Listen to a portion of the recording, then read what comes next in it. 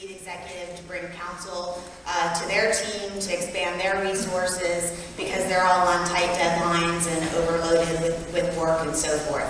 So what I thought I would do today is probably a little different. I hope it's a little different than past speakers. I'm going to walk you through 3 real-life examples of how analyzing the environment has been used with the marketing strategy and the marketing campaign. 2 are clients, and then I'm going to reveal with you some of the research that I did to build my new business model. I do want to tell you, since I've got you as a captured audience this afternoon, I am looking for interns. My website is ChristinaMotley.com. I'll put all my information up at the end. If anybody's interested in working with me and getting some hands-on experience, I would love to hear from you. I've also got business cards available after class. Any questions thus far? Could we be a quiet group?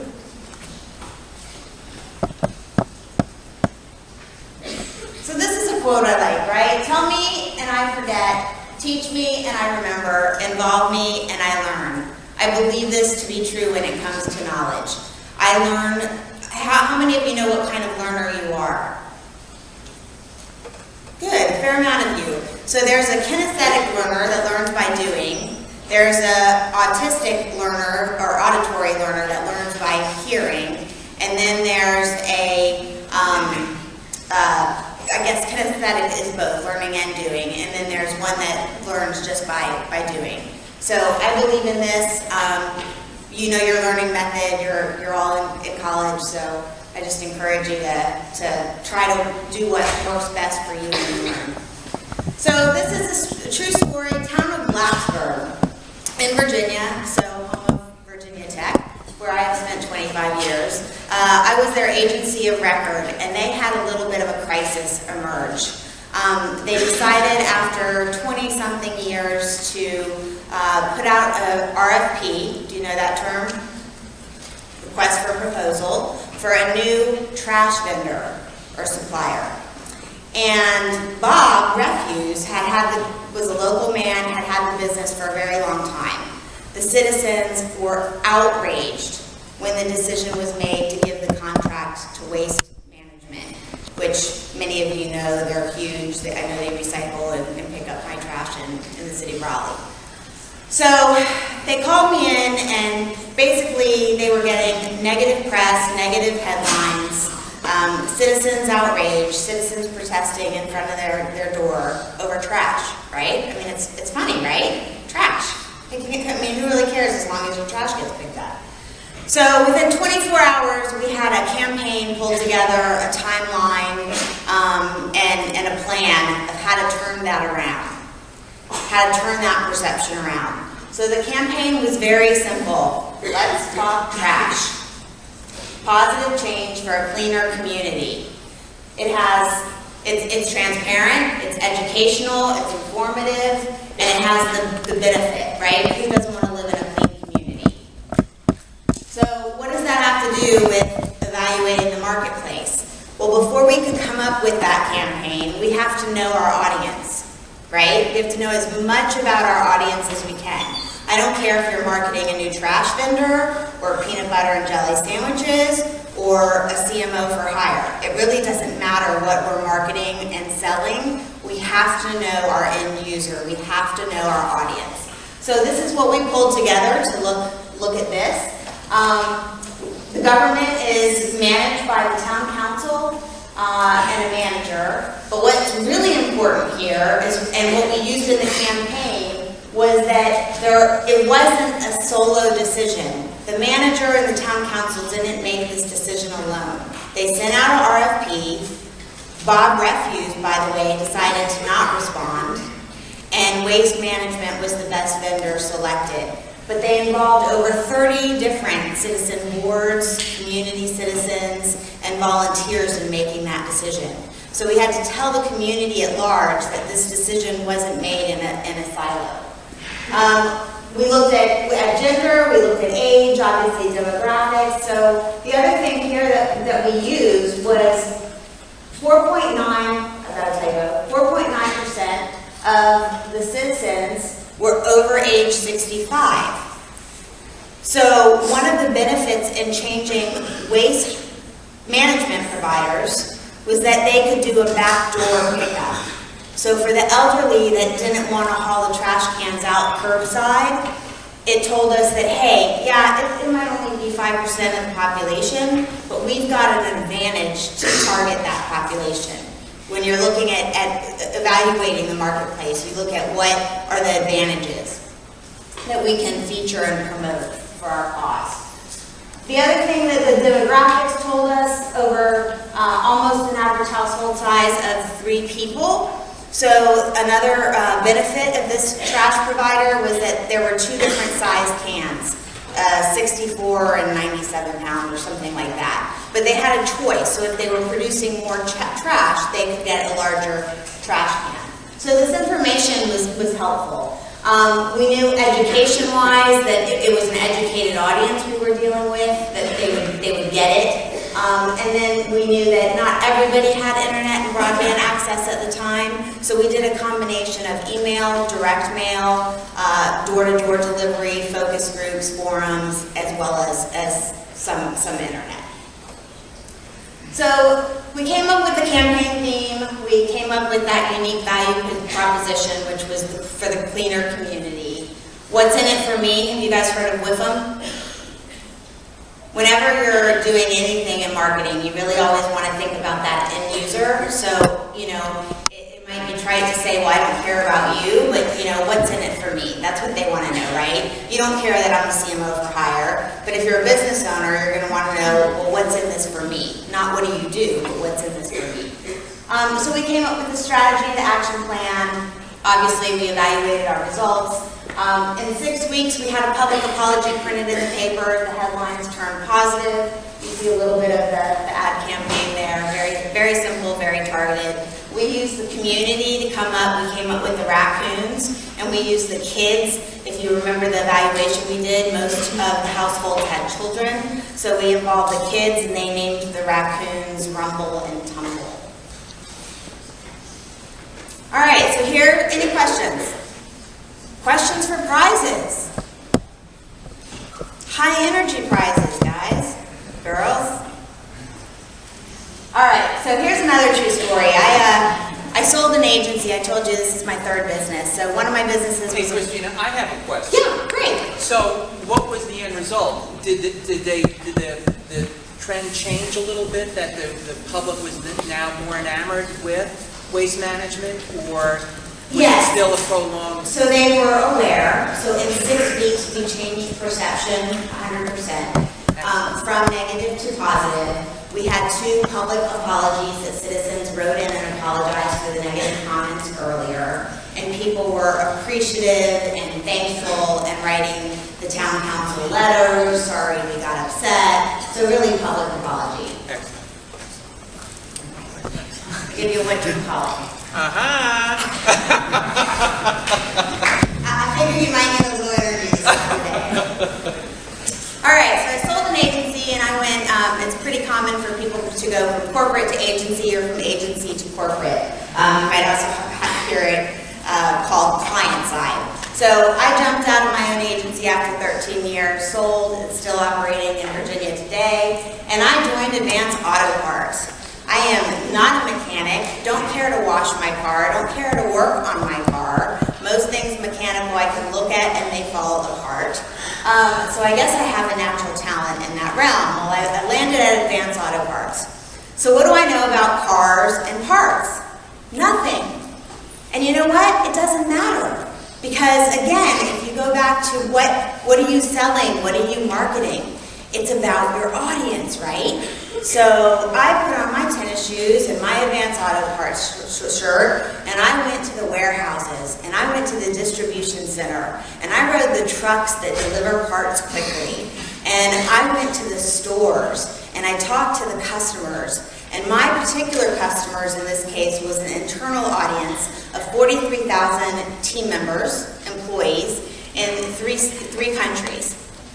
And so I learned as much as I could about my audience, from the buyer, the purchaser who buys our parts, the store manager, the salespeople, logistics, the trucks, the drivers. I mean, it takes a team, right? It takes an army to make this happen. So my challenge in my role, I was a corporate communications manager, was to start shifting the culture of the environment. We expected a lot out of our employees. So we wanted to start driving high performance. So there was a publication that I inherited called The Front Runner, but we wanted people to live by this model of high performance. Leadership, serving the customers better than anyone. If you don't know, and I think this is still true today, Advance is number 2 in the market next to AutoZone, very intentionally. They want to stay number 2. They like being number 2. Takes a little pressure off of publicly held companies on Wall Street if you're number 2, to have somebody else number 1. So at least that was the philosophy at the time. So these were sort of the things that they embraced as high performers. So the Front Runner magazine, I actually worked on early in my career. I named it and was a writer for it. Was on the team that initially designed it, and it was a big old tabloid, newspaper print, and we launched it. We had a black tie party for the executives. But anyway, it was funny, you know, here years and years later, I come back and I inherit this magazine that's in pretty poor shape. Not being read. Team members were throwing it in the trash. It was being produced 8 times a year, 36 pages, full color, which means it's a pretty expensive ticket on the line item for marketing budgets. And so, again, I went to the customers, in this case, the team members. I established an editorial advisory board and got people involved at different levels within the organization, as well as across functions of the organizations. So all those functions I mentioned earlier, we had somebody from the warehouse and logistics on that board. We had somebody from the stores on that board. We had team members on that board. So it was, again, a collective decision about what content we were going to include in the publication. So we needed to start driving two-way interaction. And we changed it. We didn't touch the budget. We redesigned it. We revamped the content entirely. We reduced it down to 6 times a year and started mailing it to team member homes. And you might say, why would we do that? Well, what we found out is that in talking to team members, many of them were disgruntled. Corporate America just wants more for less, you know. You're working me 80 hours a week and my family is not happy. I'm divorced because of this job, right? I mean, you can imagine the complaints. They're still similar today for many companies. Well, we wanted to engage the significant others at home, whoever that may be, a boyfriend, a husband, a partner, whatever. And so we started mailing it home. And people loved that. They felt like they were special. And then it went from not going in the trash can to being a piece of something they were proud of. Look, I work at Advance Auto Parts. This is on my coffee table or my bathroom reading basket or my bedside. And the people in the house, the kids could be proud of the parents working at this place and learn about them and see pictures. Does that make sense? So we used all that information and data that we gathered to change a publication, and we started shifting the culture of Advance Auto Parts. Yes? Was the magazine specifically just for the employees, or like what? I don't understand what the magazine... Okay, so all this data, right? So here I want to take you a little deeper from the analyzing the market perspective, and this is my new business, which launched August 27th. So I looked at a lot of information and a lot of data, and I started with nothing. I mean, you start a business and you really don't have much. So I looked at location-wise, right? What's the population? Where's the growth in the triangle? And basically what this told me is, you know, I'm pretty well positioned in Wade County to have a business here. I mean, it's projected to growth. It's the highest populated county in the triangle. I learned that 21.4% of the state's population is in the Research Triangle Park. I need to be going after businesses there. So this was just one piece. I just wanted to give you an idea. I also looked at informal and primary research, secondary research. Is that something you talked about in analyzing the environment? Does anybody know what that means? So informal and primary is non-scientific looking at non-scientific data in the environment. So, and first-hand information. So in this case, it was informational interviews with CEOs of different types of companies. For example, I interviewed a venture capital-backed company, and I said, is this something you would hire? You know, and ask questions about this business model. It might have been looking at publications, reviewing publications, reviewing the competition. So there are different types of research that you can do outside of scientific. I didn't do any scientific surveys or polling, or in this case. So there are different methods to use based on different types of business models and resources. So I looked at the geographic overview. I started digging into target segmentation, keyword research, SWOT analysis. Somebody has to know what that means. Good job. Strengths, weaknesses, opportunities, and threats. Networking. So where do I need to be hanging out? Who do I need to be pursuing if I'm going to send direct mail, email? So I identified CEOs, chief operating officers, chief financial officers, and in some cases, chief marketing officers are going to be the ones that hire me. This contract model is very common in those worlds for COOs, CFOs, not CEOs, but CFOs, COOs, and even HR executives. Not so much in marketing. So secondary HR, and then what type of businesses did I want to pursue? So I looked at different types of businesses. I looked at agencies because I don't want to be seen as a competitor. I want to be seen as a partner. And I can, because I've owned an agency and because I've worked on the client side as an employee of an agency, I can help them bridge the gap when and where they need it. So agencies made sense. Obviously, some of those I have experience in. Recruiters and staffing firms, I just got 2 calls today. They're looking for CMOs. Well, I'm not available full-time, but at a fraction of the cost, you can hire me on a contract basis. Or if your client's in a real rush and this position is going to take 6 months, 12 months to fill, I can be the interim. So that made sense to me. And I found that out by talking to people in these industries or types of business. Industries, I basically looked at where I had expertise in the course of my career. And I identified a biopharmaceutical and green environment. There is substantial growth in this area, in the triangle, in both of those markets. So that would make sense for me to pursue. So I know you've talked a little bit about generations. So what does that have to do with anything? Well, actually quite a bit. I can tell you that my target audience persona is probably most likely a white male in his late 50s to early 60s, is a risk taker, probably divorced or has grown children out of the home, most likely plays golf or travels a lot, so sort of, you know, maybe downhill skis, but high dollar hobbies, is used to a good income. So it tells you, when you know who your audience is or what generation they fall in, it tells you how you might craft your message and how you might go after reaching that audience.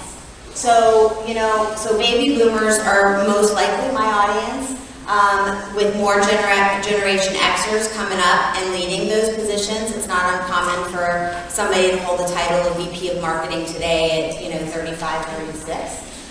So I know what motivates them, so I can tailor my messaging to them. Does that make sense? Any questions around that? Really narrowed the list from about initially 20 to 4 key competitors. So this tells you what I looked at for one very specific one, rentacmo.com. They're in just the B2C space. Their products, their pricing model, sometimes you can't find that. They also offer a referral fee program, like my affiliate strategy. They're not on social, so I can kick their butts there and use their weakness to my advantage.